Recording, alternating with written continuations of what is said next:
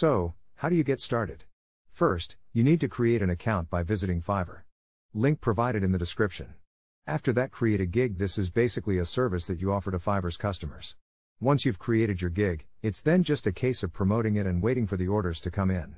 One of the great things about Fiverr is that you can offer pretty much any service you like. Whether you're a graphic designer, a web developer, a writer, or anything in between, there's sure to be a demand for your skills. Of course, it's not just about finding something that you're good at, you also need to be able to market your services effectively. Luckily, we've got a few tips to help you get started. 1. Use keywords in your gig title when potential buyers search for gigs on Fiverr.